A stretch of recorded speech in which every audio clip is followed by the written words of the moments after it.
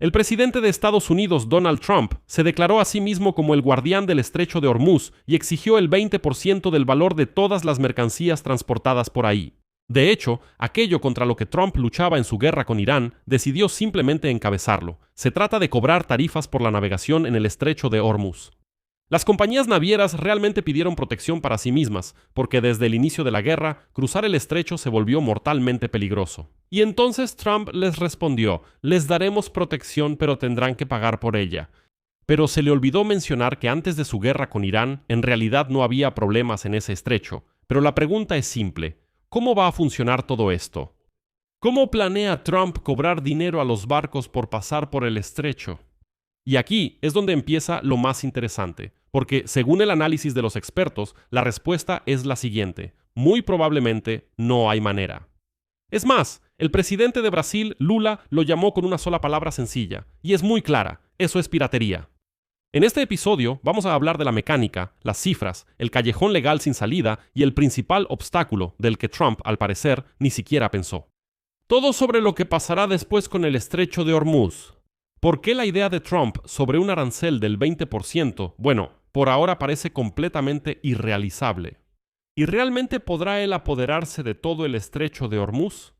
Me llamo Alexei Pechi. Vamos a discutir este tema, pero antes de empezar, les pido que se suscriban al canal, le den like al video y escriban cualquier comentario debajo de este video.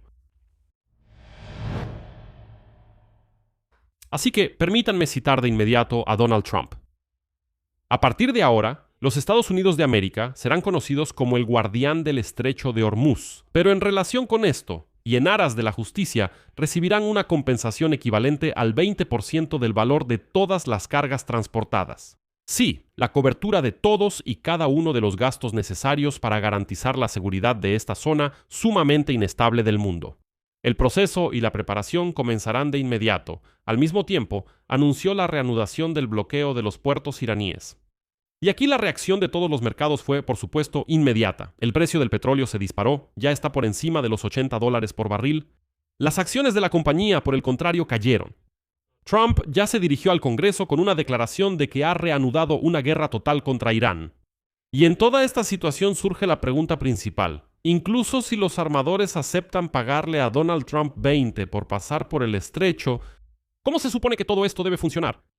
El plan de Trump suena más o menos así. Vamos a escoltar los barcos en convoyes bajo protección. ¿Quieren unirse? Aquí está el precio. El 20% del valor de su carga. O sea, no es exactamente un arancel por el paso. Legalmente se puede evitar. Es como una escolta pagada. O sea, los buques militares estadounidenses escoltan a todo un convoy de petroleros por una zona peligrosa. Y los dueños de la carga pagan por ese servicio, por esa protección. No es suficiente si no lo usan. Aquí quiero señalar de inmediato que Donald Trump no descubrió nada nuevo. El esquema, en teoría, no es nuevo. Los convoyes se usaron durante la guerra de petroleros en los años 80, pero hay un matiz importante. En ese entonces, los Estados Unidos de América protegían los barcos gratis, porque eso correspondía a sus propios intereses. Ahora, Trump propone hacer lo mismo, pero cobrando, y aquí es donde empiezan los problemas. Y hay 4 problemas, incluso 5. Permítanme empezar con el quinto. El quinto es el siguiente. Para que los barcos necesiten protección, por la cual estén dispuestos a pagar, debe existir una amenaza constante en la región. Si los armadores pagan por los convoyes, ¿tiene sentido que los Estados Unidos de América terminen la guerra? Porque entonces el estrecho podría volverse seguro de nuevo y simplemente no habría necesidad de convoyes. Eso significa que nadie pagaría por ellos. Aquí es donde hay que reflexionar. Bueno, ahora hablemos de otros problemas. Problema número 1, el precio, que probablemente nadie pagará. Por lo general, para que quede claro, los remitentes pagan a los transportistas entre el 2 y el 3% del valor de la mercancía en tarifas. Por el transporte de la carga, una vez más, pagan entre el 2 y el 3% del valor de la propia carga. Ahora solo compárenlo. Trump exige el 20% del valor de la carga por protección, mientras que por el transporte, eso es aproximadamente 10 veces más que el costo normal de la protección. La conclusión es directa. Ese tipo de tarifa sería completamente inasumible para los remitentes de carga. O tendrían que aumentar exactamente en un 20% el precio del producto para el comprador. Por eso probablemente la tarifa será tan alta que nadie querrá pagarla, pero esa cantidad es irreal. Vamos a hacer un cálculo sencillo. Ya di este ejemplo antes, hagámoslo una vez más. Un superpetrolero, de los que muchos navegan por el estrecho de Hormuz, transporta 2 millones de barriles de petróleo. Con un precio de alrededor de $80 por barril, la carga de este petrolero vale aproximadamente $160 millones. El 20% son más de $30 millones por un solo viaje. En tiempos de paz, hasta 3.000 de estos petroleros pasaban por el estrecho de Hormuz cada mes. Para comparar, las tarifas iraníes, que Washington llamaba extorsión, eran de unos 2 millones por barco. Trump quiere 15 veces más, pero la cuestión es, ¿quién en su sano juicio pagaría $30 millones solo por un solo cruce? Pero incluso si alguien está dispuesto a pagar esa cantidad de dinero, aquí surge el segundo problema. La última palabra en realidad la tienen las aseguradoras. Y parece que Trump ni siquiera pensó en eso. Incluso si aparece alguien así, parece que Trump ni siquiera pensó en eso. Incluso si aparece un valiente dispuesto a pagar el 20% por el paso, no será él quien decida. No decidirá si el barco pasa o no el dueño del barco, ni siquiera el remitente de la carga. Quienes decidirán serán las compañías de seguros. ¿Por qué es así? Te lo explico. Porque las aseguradoras pueden simplemente negarse a asegurar los barcos que pasan por el estrecho de Hormuz si consideran que los riesgos son demasiado altos, sin importar si los dueños están dispuestos a pagar por la protección estadounidense. Y sin seguro, el barco simplemente ni siquiera sale a navegar. Ningún banco financiará la carga, ningún fletador firmará un contrato si el barco no tiene seguro. Eso no es realista. La única excepción es crear, como hace Rusia, una flota fantasma.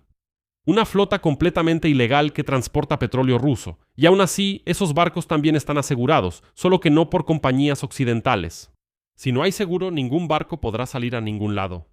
Es decir, la flota estadounidense puede ofrecer convoyes todo lo que quiera, pero si la compañía de seguros dice que no, el convoy no irá a ningún lado. El poder militar no elimina la suscripción de seguros. Y así es como funciona este negocio. Sin eso, nada va a funcionar. Problema número 3. Es muy probable que esto sea ilegal en general. El estrecho de Hormuz es una vía marítima internacional, donde los barcos tienen derecho de paso libre según el derecho internacional. Irán ya había implementado antes lo que llamaba tarifas de servicio, y básicamente eran aranceles, y el derecho internacional no permite esa práctica. El problema es que ahora exactamente lo mismo están haciendo los Estados Unidos de América. Y aquí está la parte más incómoda.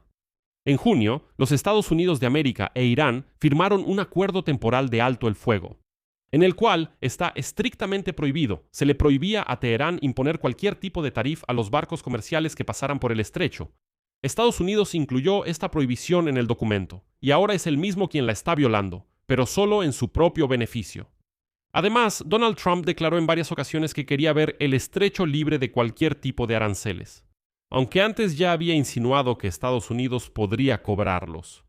Bueno, ya he hablado más detalladamente sobre la ilegalidad de este enfoque, con todos los artículos y demás, en episodios anteriores. Si les interesa, véanlo, creo que ese episodio salió anteayer en este canal de YouTube.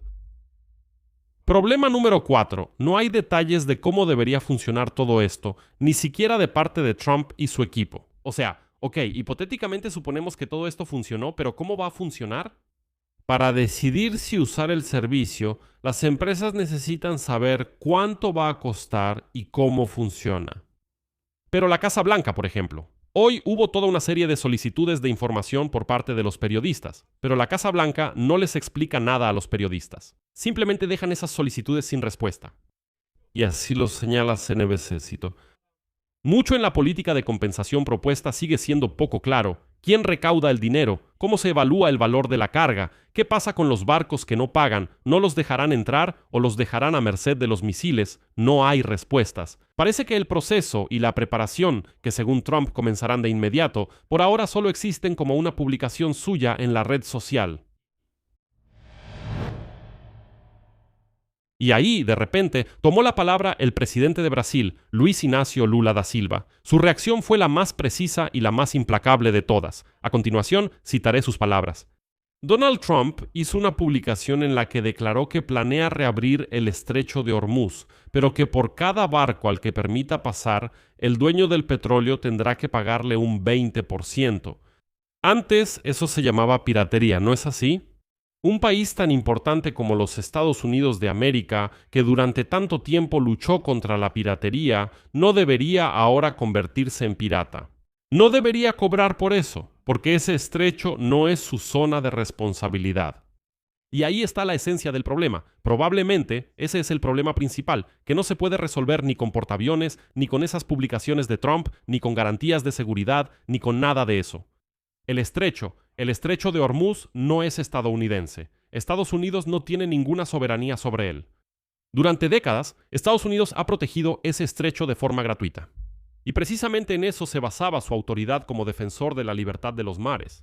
Este programa de libertad de navegación era el argumento con el que Estados Unidos incluso enfrentaba a China en el mar de China Meridional.